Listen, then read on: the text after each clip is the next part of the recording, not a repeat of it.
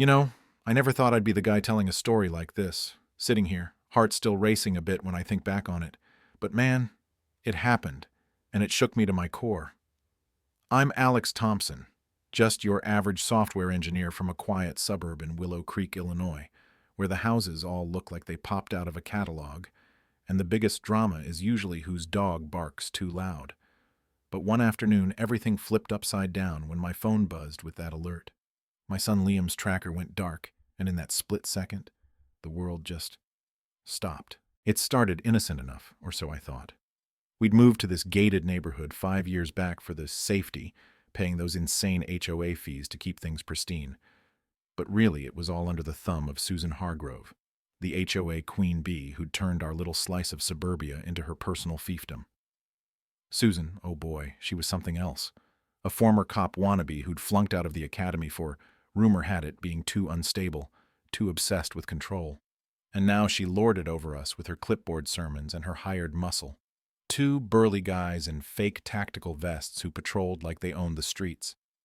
Last week she'd cornered me at the mailbox, eyes like daggers, accusing Liam of tormenting her kid Dylan, calling it emotional sabotage, or some nonsense she'd probably pulled from a bad crime show. I brushed it off, told her it was a mix-up. Liam's the type who codes robots in his room and rescues stray cats, not some bully. But deep down, I felt that chill. Her voice had this edge, like she was itching for a fight, driven by some twisted need to protect her fragile son from a world she saw as full of threats, especially after her own failures left her grasping for power in the only place she could get it. Our HOA. Anyway, that alert hit while I was tinkering in the garage, oil on my hands, mind on dinner. And then Sarah, my wife, the tough-as-nails prosecutor downtown, texts me, "Call now. Emergency." Her voice on the line was like glass cracking. Our neighbor Mike's camera caught it all. Those goons in the black SUV, no plates, snatching Liam off the sidewalk, zip-tying him, shoving him in like he was some criminal. My gut twisted. This wasn't random. It was Susan, escalating her petty grudge into something monstrous, all because she couldn't stand that Liam had actually been helping Dylan with a school project, twisting kindness into conspiracy in her paranoid head. The calm I pride myself on? Gone. Rage boiled up. How dare she touch my boy, use our dues to fund her vigilante squad, all to feed her ego as the neighborhood's self-appointed sheriff. Sarah pulled up minutes later, her face a storm of fury and fear, phone already glued to her ear, barking orders like the courtroom boss she is. "Alex, keys, now!" she snapped, and I tossed them over, sliding into the passenger seat as she floored it. We weren't waiting for the locals. They were in Susan's pocket, contracted for community patrols. No, Sarah went straight to the top, dialing Judge Harlan, an old ally, laying it out cold. Abduction by unlicensed thugs under HOA color, video proof, GPS ping, warrant now, sheriff's TAC team, no conflicts. Her voice didn't waver, but I saw her hands shake. That mama bear instinct clashing with her legal precision. And me?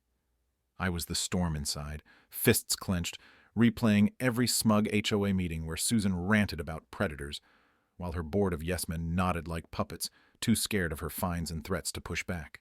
We tracked Liam's smartwatch, thank God for that backup paranoia of mine, to the old community center by the pond.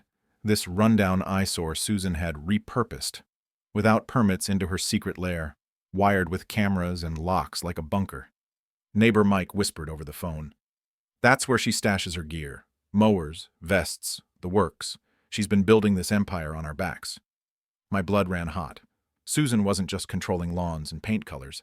She was embezzling funds for her spy network, profiling families out of some deep-seated resentment toward anyone who didn't bow down, especially us, the uppity newcomers who questioned her rules. We parked hidden, hearts pounding, and I sneaked into her virtual HOA meeting on my phone. There she was, monologuing about detaining threats like a Bond villain, her board fidgeting as one guy, old Frank from down the block, muttered, "Susan, this is nuts. You can't lock up kids over playground spats."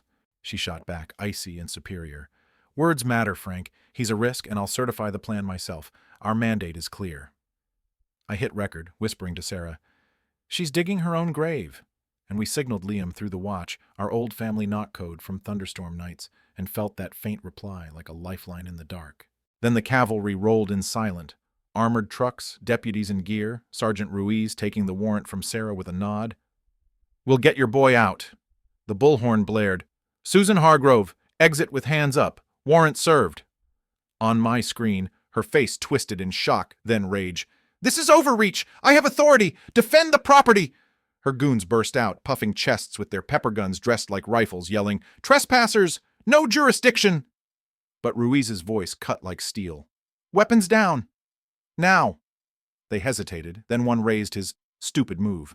And bam, flashbang lit the night, deputies swarming, cuffing them mid-groan. Breach went smooth, doors splintered, radios crackling. Kid located, unharmed.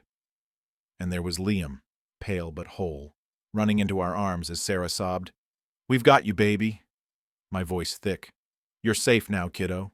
Dad's here." But Susan? Oh, she fought like a cornered cat, deputies dragging her out screaming, "I'm the president, protecting us from chaos. You're all blind." Her eyes locked on us, venom spitting. "Corruption! She's shielding her thug son! Conspiracy!" Ruiz read her rights, adding impersonation, theft, the works, as she wailed into the cruiser, "Without me, it's anarchy." We almost pitied her then, her whole life built on that failed badge dream, turning jealousy and control issues into a criminal web. But nah, she'd crossed the line, kidnapping over a lie she'd forced from Dylan to justify her power trip. The fallout hit hard.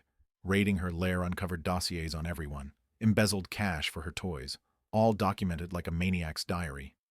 And Dylan? Broke down at school, confessing Liam wasn't the bully. He was the hero, stepping in against real tormentors with smarts, not fists.